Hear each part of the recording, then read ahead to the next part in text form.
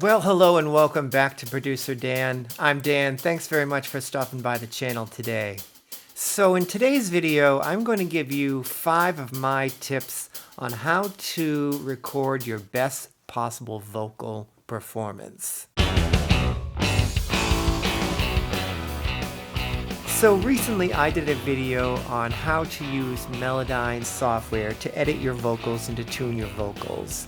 And in doing that video, I wanted to include some tips on how to get the best possible vocal performance so you didn't have to tune your vocals or edit them.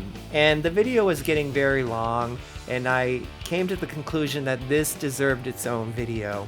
So I came up with 5 of my favorite things to do to ensure you get the best possible vocal performance when you're recording vocals. So, tip number 1, make your space a priority. Make sure you have a place where you can sing in your full voice, where you can make mistakes, where you're not disturbing your neighbors and your neighbors aren't disturbing you. If you don't have a place like that, then make it a priority down the road to get a place like that. For instance, this is a converted garage and it's a perfect place for a recording studio. And if you wanted to know more about this recording space, you could watch my studio tour, which will be linked in the description below and also at the end of the video. If you don't have something like this, if you don't have a space where you can just rehearse and make mistakes and sound terrible, look around for maybe there's a rec hall that's closed on certain days where you could rent it for a couple of hours, or a friend's house if they don't mind you coming over and doing some recording or rehearsing, or a church that might have a room that they're not using during the week. There are things like that available to you, so just try and be creative until you can find a place where you can sing without inhibitions and rehearse properly and record proper vocals. So tip number 2, mix down all of your music onto a stereo track and do your vocal takes to that on a separate Pro Tools session. This is a very good way to get around latency issues if you're working with a slow computer, or you have so many tracks of music that you just can't avoid latency issues. So bounce your music track, a nice static mix, onto a stereo track, open a new Pro Tools session, import the stereo track, and then open as many vocal tracks as you want. You can do multiple vocal takes, you can do all of your doubles. I recently recorded a song where I had a 12-part choir that I did this with. It just gives you the ability to sing without latency and also use the effects in your DAW like reverb and delay and compression without slowing down your computer. Then import all of those vocal tracks into your final mix. Tip number 3 is rehearse, rehearse, rehearse. Take 3 or 4 days up to the day that you're going to record your vocals and learn the song. So what I do is I'll go through the song twice, take a break, do something else, leave everything set up, come back in an hour, rehearse the song again a couple of times. And in doing that, each time that I do it, I'm like, okay, I remember the words now. I'm not unsure of myself when I come to this part of the song. I'm now hitting this note. I know what I need to do in preparation to hit that note.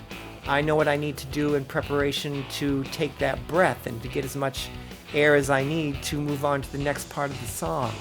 All of that comes with rehearsal, so do that, do that, do that. So here's a fun tip. Tip number 4. If you wrote the song, pretend that the song is not yours. Pretend that you're singing it for the songwriter. Pretend that you're at an audition and you've learned the song and the songwriter's in the room. In doing this, you can detach from the song in ways and get different perspective on it. You can forget about all the drafts it took to make the song. Forget about maybe some parts you might think could be a little better. You can just let that stuff go and approach the song as if it were this awesome song that someone's given you to sing. You'll have a lot more fun doing it. Just think about when you're singing a cover of a song from your favorite band and you're able to kind of have a lot of fun, dive into the song, enjoy your performance, and sell the song.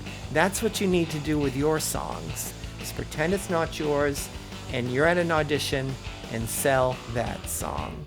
So tip number 5 is one of my favorite tips, and I've recently done this with that song Extraordinary Life as well. Do the hard parts first.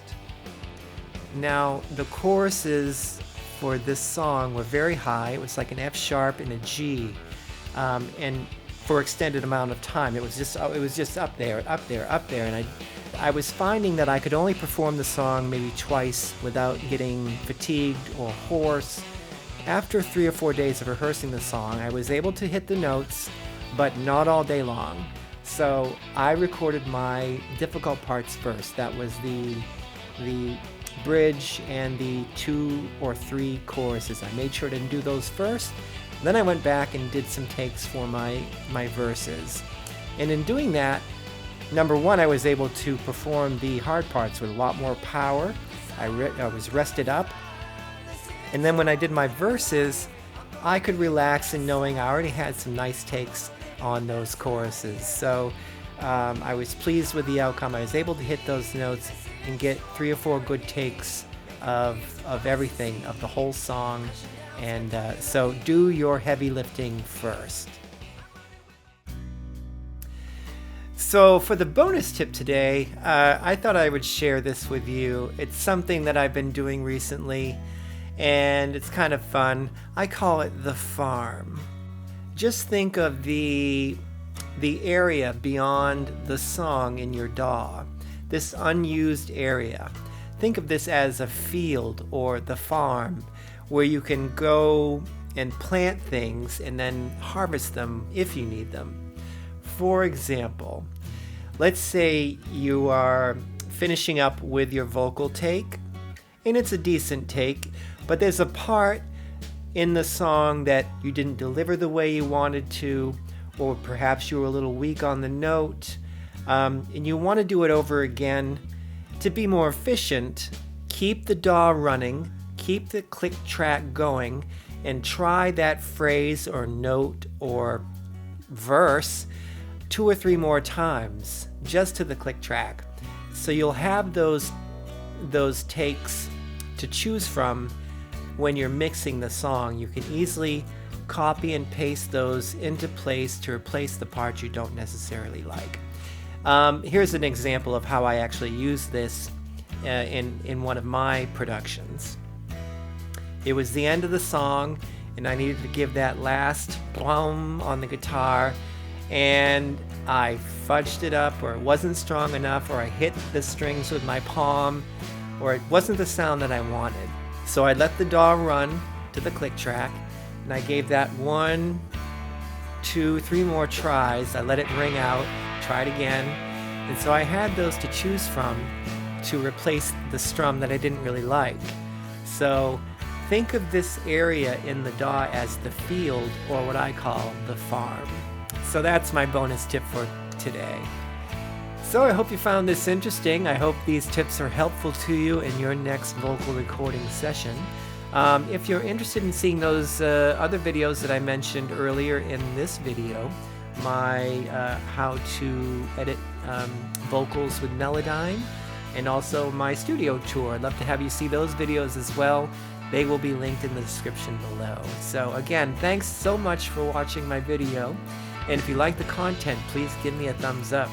And subscribe to the channel. I'd love to have you on as a new subscriber. And I look forward to seeing you in my next video. Take care.